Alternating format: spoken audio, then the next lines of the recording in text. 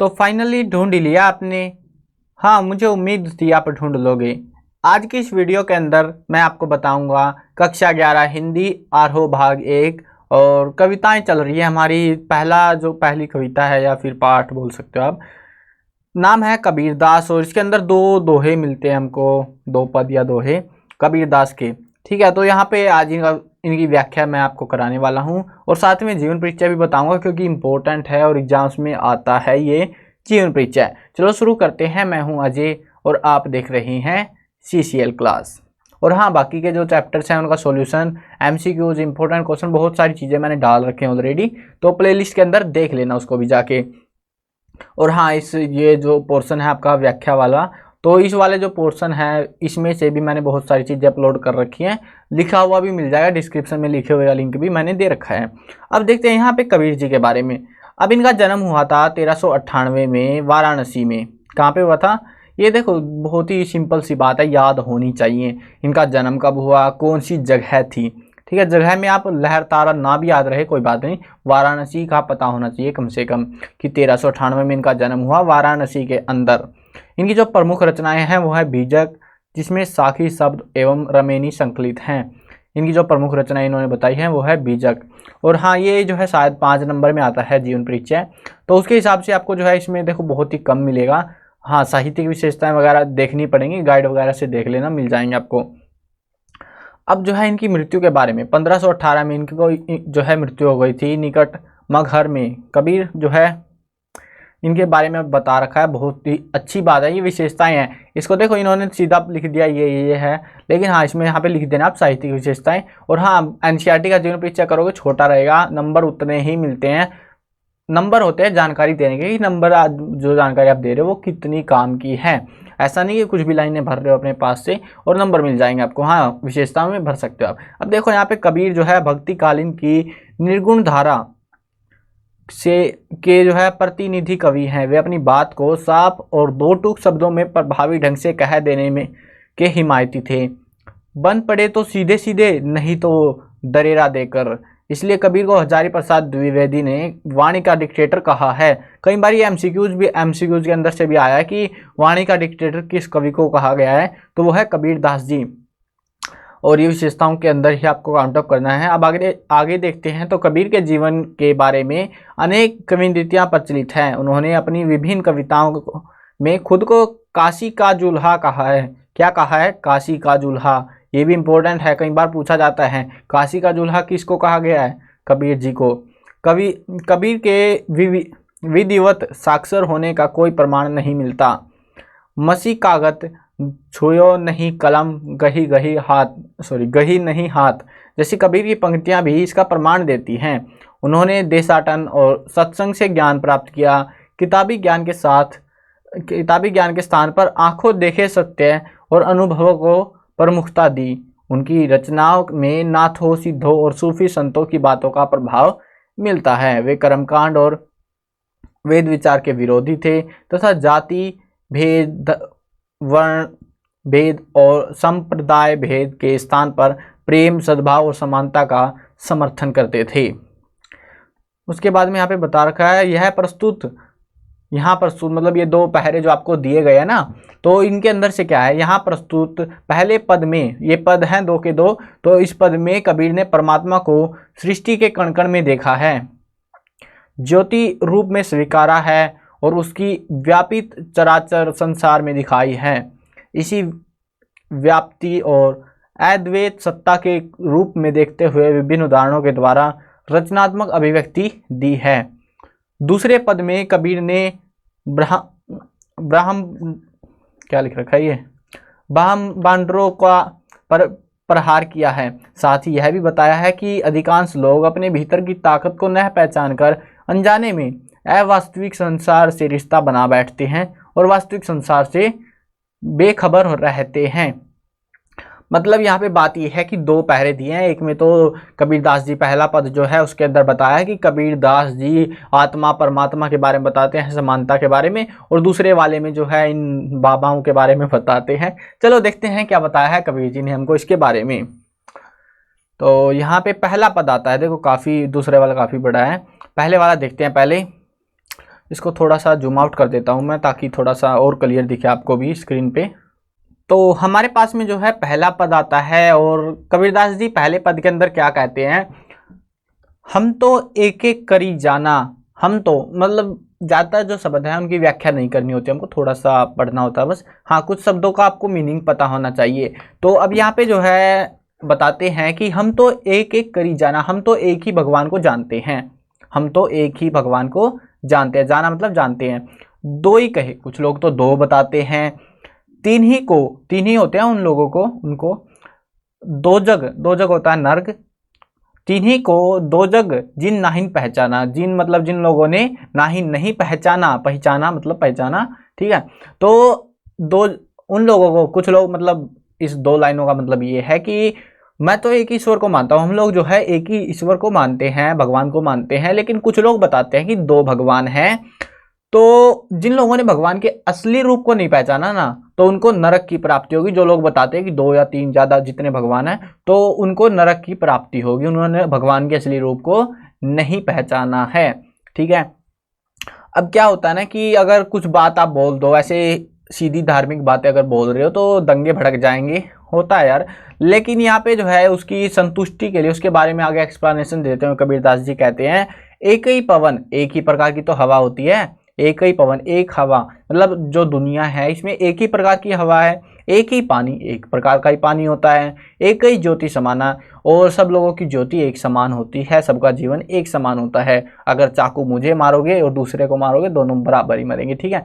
तो एक ही ज्योति समाना मतलब सबका जीवन एक समान होता है। एक ही खाक गड़े सब भांडे, एक ही कोहरा साना।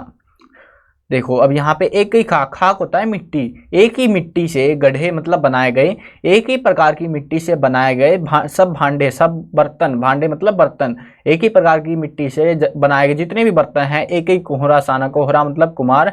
तो जो कुम्हार है वो एक ही प्रकार की मिट्टी होती है उसके पास, और उससे अलग अलग प्रकार के बर्तन बना देता है।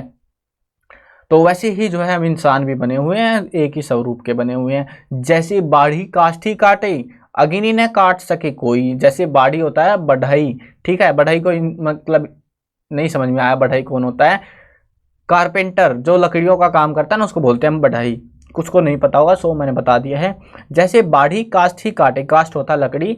तो जैसे जो है एक कारपेंटर, एक बढ़ई जो है एक लकड़ी को काट सकता है, अग्नि ने काटे कोई, लेकिन आग को नहीं काट सकता। अग्नि मतलब आग, ठीक है। तो आग को वो नहीं काट सकता। सब घटी अंतरी तू ही, सब घटी मतलब सब जगह, अंतरी भीतर जो है अंदर, सबके अंदर तू ही है, तुम ही हो। व्यापक धरे स्वरूपे सोई, सबके अंदर जो है भगवान ही समाये हुए हैं, भगवान हर कण कण में फैले हुए हैं, ऐसा बताते हैं कबीरदास जी। माया देखी के जगत लुभाना, माया समझते हो ना, माया को तो पैसा रोकड़ा, ठीक है। तो माया देखी के जगत लुभाना, माया पैसे को देख के लोग लालच में पड़ जाते हैं, लुभाना मतलब लालच में पड़ जाना। काहे रे नर गरबाना, तो तुम लोग क्यों गर्व कर रहे हो इस छोटी सी बात पे, इस पैसे पे क्यों तुम घमंड कर रहे हो, गर्व कर रहे हो, अपने आप के ऊपर अभिमान कर रहे हो। निर्भय भया कछु नहीं, ये तो कुछ चीज ही नहीं है। मैं निर्भय का मतलब होता है निडर, ठीक है। व्यापे कहे कबीर दीवाना, कबीरदास जी कहते हैं कि मैं तो भगवान का दीवाना हूं, मुझे अभी अब किसी चीज का कोई डर नहीं बचा है, ठीक है। चलो एक बार और समझा देता हूं, अब की बार ज्यादा टाइम नहीं लगाएंगे, इन शॉर्ट कराएंगे, क्योंकि समझना जरूरी है, और जरूरी तो है ही भाई, अब क्या बताएं आपको। चलो देखते हैं। हम तो एक ही भगवान को जानते हैं, दो ही कहे, कुछ लोग दो कहते हैं तो उनको नरक की प्राप्ति होगी। मैं व्याख्या नहीं पढ़ूंगा, इसको टाइम लगेगा थोड़ा सा।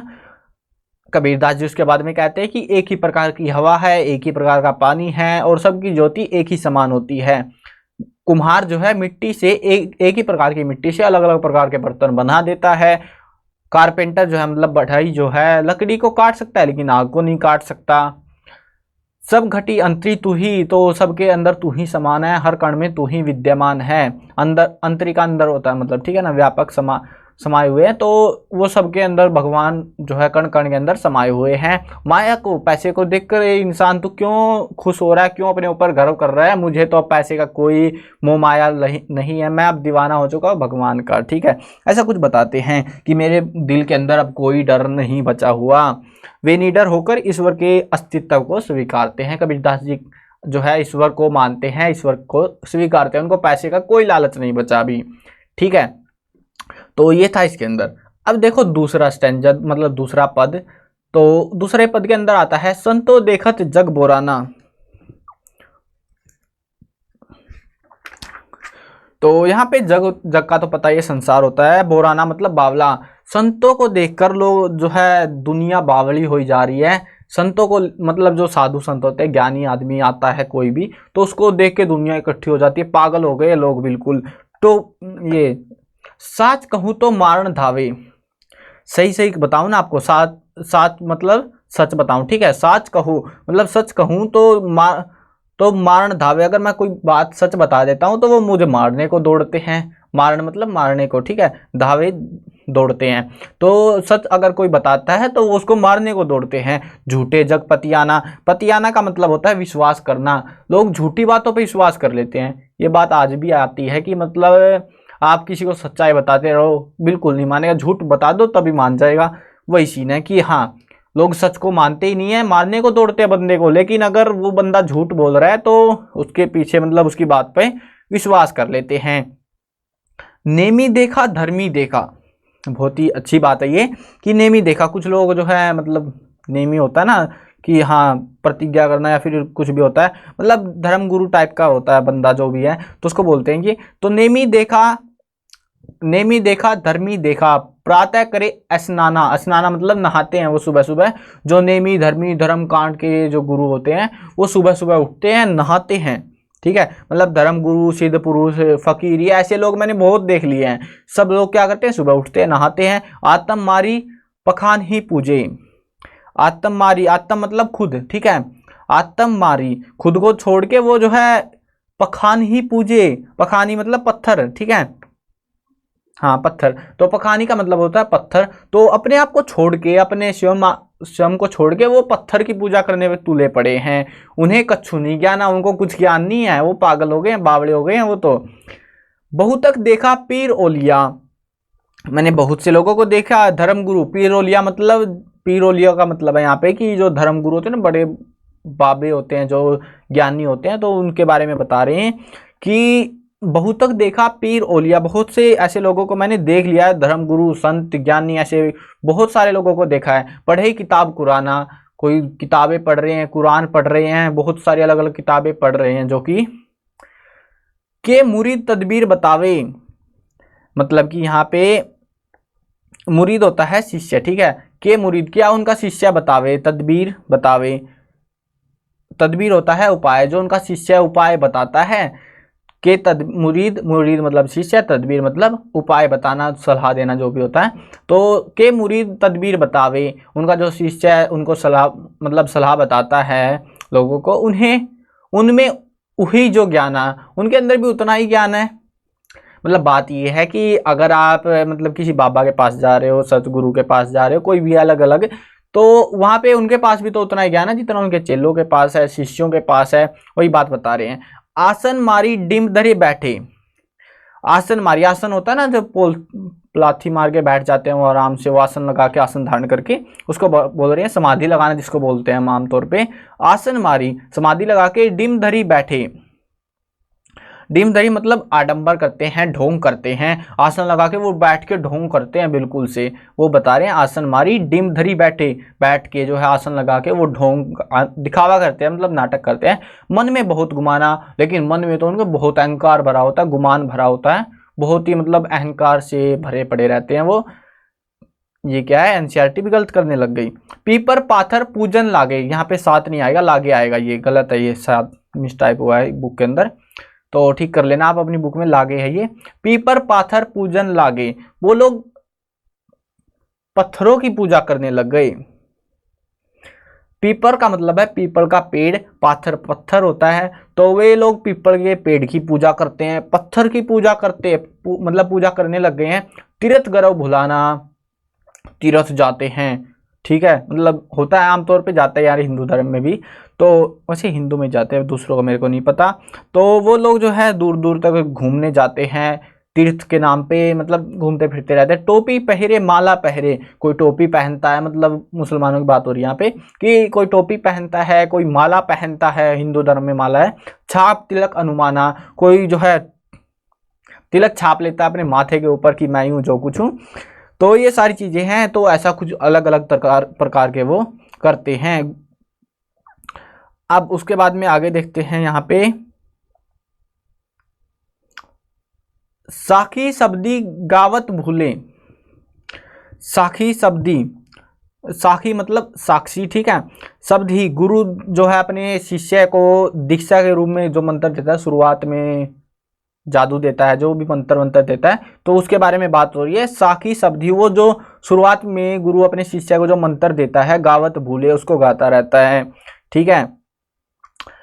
आत्म खबरी न जाना, लेकिन वो अपने आप को तो जानता ही नहीं है, मतलब कि उसको ये नहीं पता कि जो भगवान है वो तेरे अंदर है। वो दूर नहीं है कि हाँ तू तीर्थ जाएगा, टोपी पहनेगा, माला पहनेगा तो ही भगवान की तुझे प्राप्ति होगी, ऐसा थोड़ी ना है। तो वो बात यहाँ पे बता रहे हैं। हिंदू कहे मोही राम प्यारा, हिंदू लोग कहते हैं मुझे तो राम प्यारा है, मोही मतलब मुझे, ठीक है। हिंदू कहे मोही राम प्यारा, मुझे भगवान राम प्यारा है। तुर्क कहे रहमाना, लेकिन जो मुसलमान लोग हैं उनको वो कहते हैं कि मुझे तो रहमान प्यारा है, उनका जो है देवता होगा कोई, मेरे को नहीं पता, इतना आइडिया नहीं है उनका। तो तुर्क कहे रहमाना, तो वो लोग कहते हैं कि हमें जो है रहमान बहुत ही प्यारा है, मुसलमान लोग कहते हैं। आपस में दो लड़ी लड़ी मुए, आपस में तो दोनों लड़ने मारने कटने पे तुले पड़े हैं कि लड़ते रहते हैं, छोटी सी बात हो गई, नहीं हिंदू बड़ा, मुसलमान बड़ा, ये बड़ा वो बड़ा, कंपटीशन चलता रहता है इनका, है ना। तो उसके बारे में बता रहे हैं कि आपस में दो लड़ी लड़ी मुए, दोनों लड़ते रहते हैं आपस में।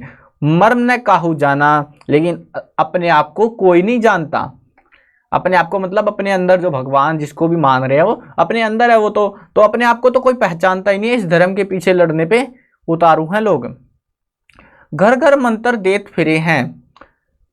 अब बाबाओं की बात आ गई कि वो जो है घर घर जाते हैं, गलियों में घूमते रहते हैं, मंत्र देते फिरते रहते हैं। उसके बारे में है महिमा के अभिमाना, मतलब कि वो मंत्र देते हैं इधर उधर बहुत सारे, और वो जो महात्मा लोग होते हैं, महिमा के अभिमाना मतलब महिमा मतलब महात्मा जो लोग होते हैं ना, बड़े बड़े लोग होते हैं, सिद्ध पुरुष, तो उनको के बारे में बताते हैं कि उनको अभिमान हो गया और वो घमंड हो गया उनको, और वो अब घर घर मंत्र देने फिरने लग गए, मंत्र देते फिरते हैं।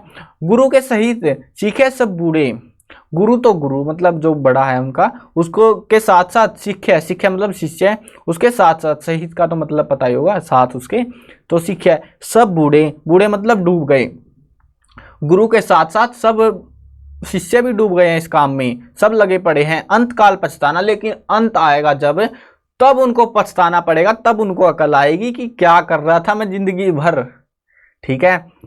कहे कबीर सुनो हो संतो, कबीरदास जी कहते हैं संतो सुनो, इस सब भरम भुलाना, सब छोड़ दो, कुछ नहीं है इसमें। कहती कहो कहा नहीं माने, सहजे सहज समाना, मानो या ना मानो, ठीक है। तो तुम लोग तो खत्म हो ही जाओगे जल्द, धीरे धीरे सब लोग समा जाएंगे, भगवान तुम्हारे अंदर ही है, बाहर कुछ नहीं है। तो ये था इसके अंदर इसका व्याख्या। आई होप आपको समझ में आई होगी। थोड़ी सी डिफिकल्ट सी है, मेरे को पता है, कुछ एक पोएम्स आएंगे आगे इजी है, लेकिन अभी ये वाली डिफिकल्ट है भाई, बहुत ही खतरनाक भाषा का प्रयोग किया गया है। चलो एक बार और करा देता हूँ इस वाले पैसेज को आपको काफी बड़ा है वैसे, ये इन शॉर्ट कराऊंगा मैं जल्दी जल्दी, ठीक है। संतो देखत जग बोराना, संतों के बारे में बताते हैं कि वो बावले हो गए हैं, संत जो है जग को देख देख के बावले हो गए। साच कहो तो मारन धावे, अगर किसी को सच्चाई बता दे वो मानने को आते हैं, झूठ बोलते हैं तो वो बात को मान लेते हैं। उसके बाद में बोलते हैं कि मैंने नेमी धर्मी धर्म गुरु सतगुरु सबको देख लिया है, सुबह उठते हैं नहाते हैं और माथे पर तिलक विलक लगा के पूजा करते हैं, वो भी पखान ही पत्थर की पूजा करते हैं। बहुलक देखा पीर ओलिया, बहुत से सिद्ध पुरुष देखे, कोई किताब कुरान कुछ कुछ पढ़ रहा है, के मुरी तदबीर बतावे, क्या बताएंगे वो उन्हें जो ज्ञान है, वो जो उनके शिष्य वो भी उतना ही जानते हैं जो उनको पता है, उतना ही ज्ञान उनको। आसन मारी डिम मतलब आसन लगाकर वो बैठ जाते हैं, पालथी मारकर ढोंग करते हैं लोगों को दिखाने का, लेकिन मन में तो उनके घमंड भरा हुआ है। कोई पीपल के पेड़ की पूजा कर रहा है, कोई पत्थरों की पूजा करने में तुला पड़ा है, कोई तीर्थ जाने पे लगा हुआ है, कोई टोपी पहन रहा है, कोई माला पहन रहा है, कोई तिलक लगा रहा है, अपने अलग अलग काम कर रहे हैं। लेकिन सब जो है भूल गए हैं, अपने आप को तो भूल गए हैं। आत्म खबरी किसी को अपने बारे में किसी को नहीं पता। हिंदू लोग कहते हैं मुझे तो राम प्यारा है, तुर्क कहे रहीमाना, तुर्क लोग मतलब मुसलमान लोग कहते हैं कि मुझे तो रहमान प्यारा है। दोनों आपस में लड़ते रहते हैं, लेकिन अपने आप को कोई जानता ही नहीं है। वो अब जो महापुरुष है, सिद्ध पुरुष है, वो इतने अपने आप को समझने लगे, वो घर घर जाके मंत्र देने लग गए। अंत काल पछताना, सॉरी यहाँ पे आ गए, हाँ, महिमा के अभिमाना, गुरु के सहित शिष्य सब बूढ़े, गुरु के साथ साथ अब चेले भी इस काम में लग गए हैं, सब लगे पड़े हैं और अंत में उनको पछताना पड़ेगा। कबीरदास जी कहते हैं इस काम को छोड़ दो यार, कुछ नहीं है इस काम में, बाद में तुम्हें पछताना पड़ेगा, धीरे धीरे सब खत्म हो जाएगा। तो आई होप आपको व्याख्या समझ में आई होगी, और जिसको समझ में आई कमेंट में बता देना कि हाँ सर हमें समझ में आ गई है, इजी थी बहुत ज़्यादा। अगर कहीं कोई डाउट लगता है, ठीक है, तो उसको आप कमेंट्स के थ्रू बता सकते हो हमको। तो बाकी जो है मैं बाकी चैप्टर्स की बनाऊंगा, जल्द ही आ जाएंगे वीडियोस। और हाँ, अगर कुछ दिनों के बाद देखोगे तो आ चुकी होंगी वीडियो, देख लेना, प्लेलिस्ट खोल के देख लेना कौन कौन से चैप्टर्स की क्या क्या मैंने अपलोड कर रखा है। बहुत सारी वीडियो पहले से बनी हुई हैं, ठीक है, तो उनको भी देख लेना। मैं कवर करने वाला हूँ क्लास 6, 7, 8, 9, 10, 11 और 12 क्लास की सभी सब्जेक्ट्स की videos, Hindi medium English medium दोनों में कराएंगे। तो मजे लो यार, सब्सक्राइब कर लो भी तो, और साथ में घंटी दबा देना, ताकि अगर कोई अपडेट मैं आपको दूं ना तो आपसे छूटने ना पाए बिल्कुल भी।